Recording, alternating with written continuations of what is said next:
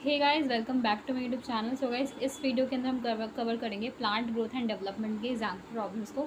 ठीक है, इस चैप्टर में टोटल हमारे पास 12 क्वेश्चन है, तो आइए एक एक करके सबको देख लेते हैं। So first question says ethylene is used for, option A है हमारा retarding ripening of tomato, B hastening the ripening of fruits, C slowing down ripening of apples, या option D both B and सी।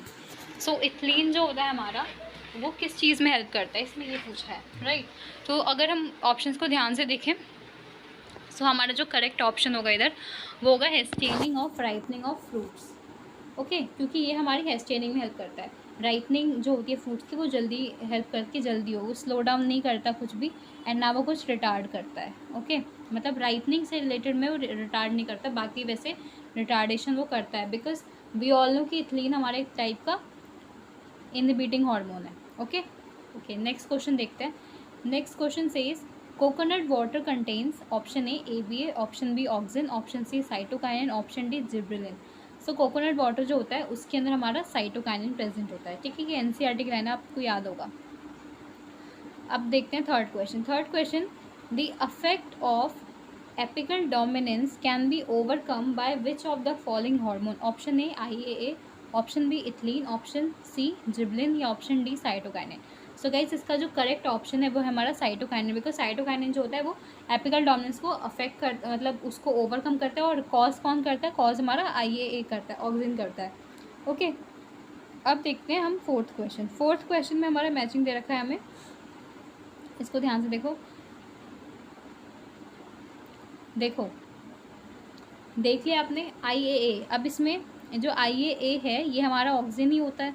ठीक है, तो auxin जो होता है इसको हम यूज़ करते हैं वीट फ्री लॉन्ग्स बनाने में।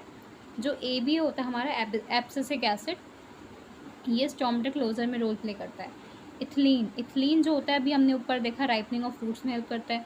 जिब्रेलिक एसिड जो होता है हमारा, वो हमारा बोल्टिंग में यूज़ करते हैं। और बचा साइटोकाइनिन, तो उसको हियरिंग स्पर्म DNA वहाँ पे इसमें हमें मिलता है, इसके अंदर। ठीक है, तो ए का हमारा हो जाता है फोर्थ। ए का, अब ऑप्शन ए को देखो, ए का फोर्थ, बी का हमारा थर्ड है ना, और सी का हमने क्या मार्क करा है, सी का फिफ्थ, डी का हमने मार्क करा है सेकेंड, यहाँ पे डी का सेकेंड है, एंड ई का हमने फर्स्ट मार्क करा है, फर्स्ट है। सी का हमने क्या मार्क करा है, फिफ्थ। तो हमारे ये सारे ऑप्शन ए से मैच कर रहे हैं। ठीक है, तो फोर्थ क्वेश्चन का जो ऑप्शन ए है हमारा, वो करेक्ट आंसर है।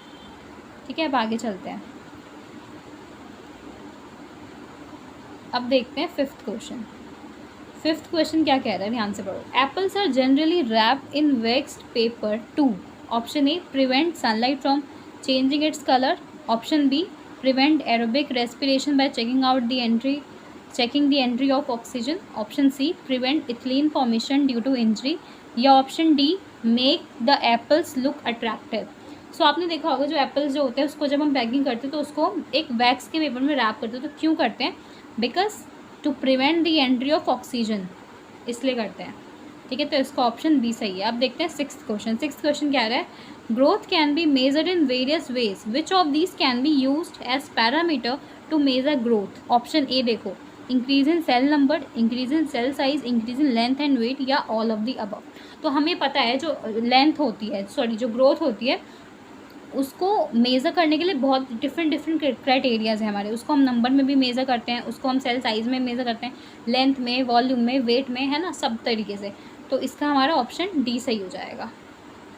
अब देखते हैं क्वेश्चन सेवन कह रहा है the term synergistic action of hormones refers to when, option A देखो, when two hormones act together but bring about opposite effects, option B when two hormones act together and contribute to the same function, option C when one hormone affects more than one function, या option D when many hormones bring out any one function। तो देखो, आपने chapter पढ़ा होगा तो आपने दो तरह के एक्शन पढ़े होंगे, एक आपने पढ़ा होगा सिनर्जिस्टिक, एक आपने पढ़ा होगा एंटागोनिस्टिक। ठीक है, तो सिनर्जिस्टिक का मतलब होता है जो दो हार्मोन है वो हमारे सेम फंक्शन परफॉर्म करते हैं, एंटागोनिस्टिक जो दोनों ऑपोजिट फंक्शन परफॉर्म करते हैं। ठीक है, तो अगर मैं इस हिसाब से जाऊँ, सो हमारा ऑप्शन कौन सा सही हो जाएगा, ऑप्शन हमारा बी सही हो जाएगा। क्यों, बिकॉज यहाँ पे हमने जो भी देखा वही यहाँ पे लिखा हुआ है, when two hormones act together and contribute to the same function. Clear, okay. चलते हैं 8th क्वेश्चन। 8th क्वेश्चन कह रहा है plasticity in plant growth means that option A plant roots are extensive, option B plant development is dependent on environment, option C stems can extend, option D none of the above. So plasticity जो होती है plant growth के अंदर, उसका मतलब क्या होता है कि जो उसकी ग्रोथ होती है वो इन्वायरमेंट पे डिपेंड करती है, इन्वायरमेंटल कंडीशंस पे डिपेंड करती है।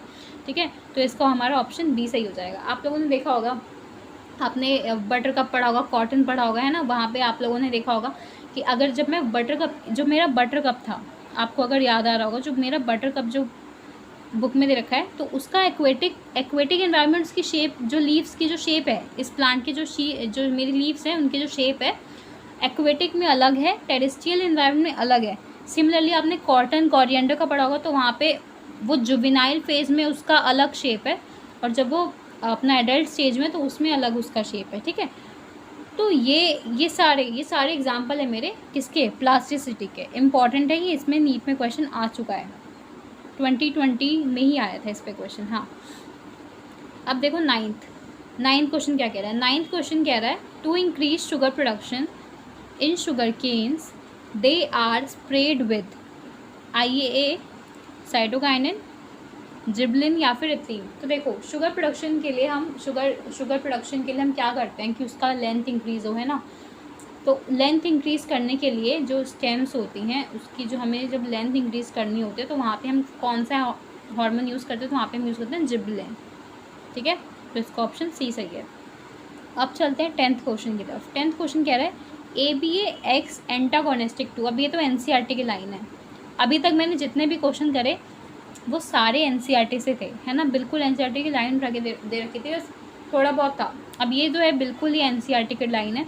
ABA act as antagonistic to gibberellic acid, है ना। जब आप बुक खोलोगे वहाँ पे जो ABA का टॉपिक पढ़ोगे तो वहाँ पे लास्ट में जब ये खत्म हो रहा है टॉपिक हमारा ABA वाला, तो उसमें लास्ट में एक लाइन में लिखा हुआ है कि ABA act antagonistic to gibberellic acid. Okay. 11th, monocarpic plants are those which option A bear flowers with one ovary, option B flower once and die, option C bear only one flower, या option D all of the above। सो जो मेरे monocarpic plants होते हैं, monocarpic plants को होते हैं जो एक ही बार फ्लावर करते हैं और नेक्स्ट अपने मर जाते हैं। So option B. ओके, अब last question. The photoperiod in plants is perceived at option A meristem, option B flower, option C floral bud, option D leaves. तो जो मेरा फोटो पीरियड होता है प्लांट्स में वो एक्चुअली, ये बहुत इंपॉर्टेंट क्वेश्चन है, इसको इंपॉर्टेंट मार्क कर लो, ये बहुत इंपॉर्टेंट है क्योंकि ये बहुत बार रिपीट हो चुका है। 2019 में भी आया था और ये 2020 में भी आया था कि जो फोटो पीरियड होता है हमारा प्लांट्स में वो कहाँ पे परसीव होता है, कहाँ पे रिसीव करते हैं, तो वो मेरा लीव्स पे रिसीव होता है। Got it. सो गाइज यहाँ पे हमारे सारे क्वेश्चन होते हैं ख़त्म प्लांट ग्रोथ के। ठीक है, एंड अगर आपने इससे पहले के जो चैप्टर्स हैं उनके अगर एग्जाम्पल प्रॉब्लम्स आपने नहीं करें तो मैं आपको लिंक दे दूँगी डिस्क्रिप्शन में, आप वहाँ से चेक कर सकते हो। एंड ऑल्सो अगर आपने चैनल को अभी तक सब्सक्राइब नहीं करा तो चैनल को सब्सक्राइब कर लो, बिकॉज इस पर आपको नीट रिलेटेड वीडियोज़ मिलती रहेंगी। आज के लिए इतना ही, मिलते हैं नेक्स्ट वीडियो में, तब तक के लिए स्टे ट्यून्ड।